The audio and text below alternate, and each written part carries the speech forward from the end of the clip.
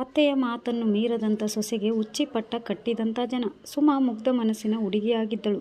ತನ್ನ ತವರು ಮನೆಯಲ್ಲಿ ತನ್ನ ತಾಯಿ ಹೇಳಿದ ಹಿತನುಡಿಗಳನ್ನು ಪಾಲಿಸಲು ಅತ್ತೆಯನ್ನು ಕೇಳದೆ ಯಾವುದೇ ಕೆಲಸವನ್ನು ಮಾಡುತ್ತಿರಲಿಲ್ಲ. ಇದು ಸುಮಳ ಗಂಡನಾದ ಸೂರ್ಯನಿಗೆ ಬೇಸರ ತಂದುಕೊಡುತ್ತಿತ್ತು. ಊರಿನಲ್ಲಿ ಇರ್ತಕ್ಕಂಥ ಜನರು ಕೂಡ ಸುಮಳನ್ನು ಅಪಹಾಸ್ಯ ಮಾಡತೊಡಗುತ್ತಿದ್ದರು. ಅದು ಯಾವುದಕ್ಕೂ ತಲೆ ಕೆಡಿಸಿಕೊಳ್ಳದ ಸುಮಾ ತನ್ನ ಕಾರ್ಯವನ್ನು ಬಿಡುತ್ತಿರಲಿಲ್ಲ. ಒಂದು ಬಡ ಕುಟುಂಬದಿಂದ ಬಂದಂಥ ಸುಮಾ ತನ್ನ ಅತ್ತೆಯ ಮಾತನ್ನು ಮೀರದೆ ಅತ್ತೆಯ ಪ್ರತಿಯೊಂದು ಕೆಲಸದಲ್ಲಿ ಕೂಡ ಭಾಗವಹಿಸುತ್ತಿದ್ದಳು. ಮನೆಯ ಎಲ್ಲ ಕೆಲಸಗಳನ್ನು ಅಚ್ಚುಕಟ್ಟಾಗಿ ಮಾಡಿ ಮುಗಿಸುತ್ತಿದ್ದಳು. ಇದರಿಂದ ಅವಳ ಕೀರ್ತಿಯು ಕೂಡ ಇಡೀ ಊರಿನಲ್ಲಿ ಹರಡಿತು. ಸುಮಾಗೆ ಯಾವಾಗಲೂ ತನ್ನ ತವರು ಮನೆಯಲ್ಲಿ ತನ್ನ ತಾಯಿ ಹೇಳಿದ ಮಾತು, ಅದು ಏನೆಂದರೆ ಯಾವಾಗಲೂ ಅತ್ತೆ ಮಾತನ್ನು ಕೇಳಬೇಕೆಂಬುದು. ಉದಾಹರಣೆ, ಅತ್ತೆ ಅಡುಗೆ ಮಾಡಲು, ಕಸ ಗುಡಿಸಲ, ಪೇಟೆಗೆ ಹೋಗಲ, ನೀರು ತರಲೆ, ಗಂಡನ ಹತ್ತಿರ ಹೋಗಲ ಎಂಬ ಮಾತುಗಳು ಸಾಮಾನ್ಯವಾಗಿದ್ದವು. ತನ್ನ ಅತ್ತೆಯು ಹ್ಞೂ ಅಂದರೆ ಮಾತ್ರ ಅವಳು ಆ ಕೆಲಸವನ್ನು ಮಾಡುತ್ತಿದ್ದಳು, ಇಲ್ಲವಾದರೆ ಆ ಕೆಲಸವನ್ನು ಮಾಡುತ್ತಿರಲಿಲ್ಲ. ಒಂದು ದಿನ ತನ್ನ ಅತ್ತೆ ಯಾವುದೋ ಕೆಲಸದ ನಿಮಿತ್ತ ತನ್ನ ತವರು ಮನೆಗೆ ಹೋಗಿದ್ದಳು. ಆಗ ಸೊಸೆಯು ಒಂದು ಮೂಳೆಯನ್ನು ಹಿಡಿದುಕೊಂಡು ಕುಳಿತು ಬಿಟ್ಟಿದ್ದಳು. ಅಡುಗೆ ಮಾಡಲಿಲ್ಲ, ಕಸ ಗುಡಿಸಲಿಲ್ಲ, ನೀರು ತರಲಿಲ್ಲ. ಸುಮಳ ಗಂಡ ಸೂರ್ಯ ಊಟಕ್ಕೆಂದು ಮಧ್ಯಾಹ್ನ ಮನೆಗೆ ಬಂದನು. ಮನೆಯಲ್ಲಿ ತನ್ನ ಹೆಂಡತಿಯಾದ ಸುಮಾ ಒಂದು ಮೂಲೆಯಲ್ಲಿ ಡೊಂಗು ಬಡಿದ ಹಾಗೆ ಕುಳಿತು ಬಿಟ್ಟಿದ್ದಳು. ಸೂರ್ಯ ತನ್ನ ಹೆಂಡತಿಯನ್ನು ಊಟಕ್ಕೆ ಏನು ಮಾಡಿದೆ ಎಂದು ಕೇಳಿದನು. ಆಗ ಅವಳು, ಏನು ಮಾಡಿಲ್ಲ ರೀ, ಏಕೆಂದರೆ ನಾನು ಅಡುಗೆ ಮಾಡಲೇ ಅತ್ತೆ ಎಂದು ಕೇಳಿದರೂ ಅತ್ತೆಯು ಮಾಡು ಅಂತ ಹೇಳಲಿಲ್ಲ, ಅದಕ್ಕೆ ನಾನು ಅಡುಗೆ ಮಾಡಲಿಲ್ಲ. ಹಾಗೆಯೇ ಕಸ ಗುಡಿಸಲೇ ಅತ್ತೆ ಎಂದು ಸಹ ಕೇಳಿದೆ, ಆದರೆ ಅತ್ತೆಯು ನನಗೆ ಕಸ ಗುಡಿಸು ಎಂದು ಹೇಳಲಿಲ್ಲ, ಅದಕ್ಕೆ ನಾನು ಕಸ ಗುಡಿಸಲಿಲ್ಲ ಎಂದು ಉತ್ತರ ಕೊಟ್ಟಳು.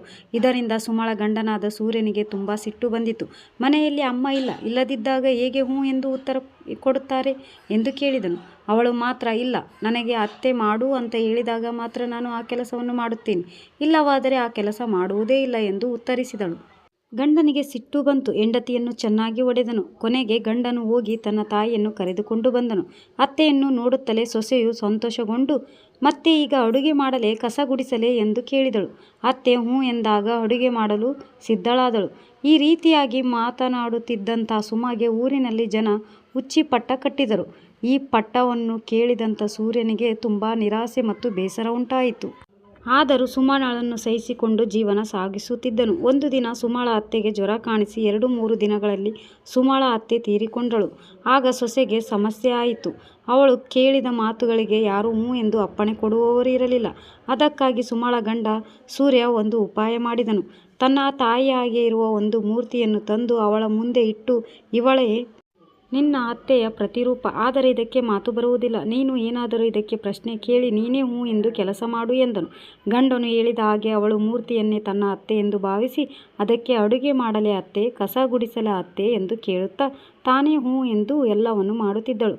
ಒಂದು ದಿನ ಮನೆಗೆ ಕೆಲವು ಜನರು ಬಂದಿದ್ದರು. ಆಗ ಗಂಡನು ಹೆಂಡತಿಗೆ ಚಹಾ ಮಾಡಲು ಹೇಳಿದಾಗ ಅವಳು ಆ ಗೊಂಬೆಯ ಹತ್ತಿರ ಹೋಗಿ ಚಹಾ ಮಾಡಲೇ ಅತ್ತೆ ಎಂದು ಕೇಳಿ ನಂತರ ತಾನೇ ಹ್ಞೂ ಎಂದುಕೊಂಡು ಚಹಾ ಮಾಡಲು ಒಳಗೆ ಹೋದಳು. ಇದನ್ನು ಗಮನಿಸಿದ ಜನರು ಜೋರಾಗಿ ನಕ್ಕರು.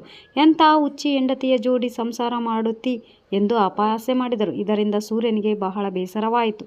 ಸಿಟ್ಟಿನಿಂದ ಅವನು ಗೊಂಬೆಯ ಜೋಡಿಯೇ ತನ್ನ ಹೆಂಡತಿಯನ್ನು ಹೊರಹಾಕಿದನು. ಸುಮಾ ಆ ಗೊಂಬೆಯನ್ನು ಹಿಡಿದುಕೊಂಡು ನಡೆದಳು. ನಡೆಯುತ್ತಾ ರಾತ್ರಿ ಆಯಿತು. ಒಂದು ಅಡವಿಯ ಮರವನ್ನು ಹತ್ತಿ ಗೊಂಬೆಯ ಬಳಿ ಕುಳಿತುಕೊಂಡಳು. ರಾತ್ರಿಯ ಸಮಯದಲ್ಲಿ ಅವಳಿಗೆ ನಿದ್ದೆಯತ್ತಿತು. ಆಗ ಅವಳ ಕೈಯಿಂದ ಗೊಂಬೆಯು ಜಾರಿ ಕೆಳಗೆ ಬಿದ್ದಿತು. ರಾತ್ರಿಯ ಸಮಯದಲ್ಲಿ ಆ ಗಿಡ ಕೆಳಗೆ ಕಳ್ಳರು ತಾವು ಲೂಟಿ ಮಾಡಿದ ಹಣ ಒಡವೆಗಳನ್ನು ಹಂಚಿಕೊಳ್ಳುತ್ತಿದ್ದರು. ಗೊಂಬೆಯು ಅವರ ಮೇಲೆ ಬಿದ್ದ ತಕ್ಷಣ ಅವ್ವಾರಿ ಯಾವುದೋ ದೆವ್ವ ಇರಬಹುದು ಎಂದು ಭಾವಿಸಿ ಅಲ್ಲಿಂದ ಓಡಿ ಹೋದರು. ಸ್ವಲ್ಪ ಸಮಯದ ನಂತರ ಸುಮಾ ಕಣ್ಣು ಎಚ್ಚರವಾಗಿ ನೋಡಿದಾಗ ಗೊಂಬೆ ಅತ್ತೆ ಇದ್ದಿಲ್ಲ. ಅಯ್ಯೋ, ನನ್ನ ಅತ್ತೆ, ನನ್ನ ಒಬ್ಬಳನ್ನೇ ಬಿಟ್ಟು ನೀವು ಎಲ್ಲಿಗೆ ಹೋದಿರಿ ಎಂದು ಜೋರಾಗಿ ಅಳುತ್ತಾ ಗಿಡದಿಂದ ಕೆಳಗೆ ಇಳಿದು ನೋಡುತ್ತಾಳೆ. ಎಲ್ಲ ಹಣ ಒಡವೆಗಳನ್ನು ಗಂಟು ಮೂಟಿ ಕಟ್ಟಿಕೊಂಡು ತಲೆಯ ಮೇಲೆ ಇಟ್ಟುಕೊಂಡು ಗೊಂಬೆಯ ಅತ್ತೆಯನ್ನು ಬಗಲಲ್ಲಿ ಇರಿಸಿಕೊಂಡು ಮನೆಯ ಕಡೆಗೆ ನಡೆದಳು. ಇನ್ನು ಬೆಳಕರಿಯುತ್ತ ಸಮಯ ಆಗಿದ್ದರಿಂದ ಜನರು ಯಾರೂ ಎದ್ದಿರಲಿಲ್ಲ.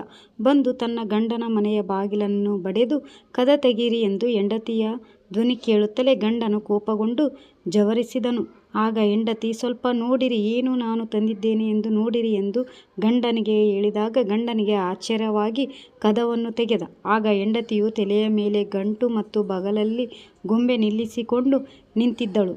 ಮನೆಯ ಒಳಗೆ ಹೋಗ್ತಾ ಹೆಂಡತಿ ಕದವನ್ನು ಮುಚ್ಚಿ ಗಂಟು ಬಿಚ್ಚಿದಳು. ಗಂಟಿನಲ್ಲಿರುವ ಹಣ ಒಡವೆಗಳನ್ನು ನೋಡಿ ಗಂಡನು ತುಂಬ ಸಂತೋಷಪಟ್ಟನು.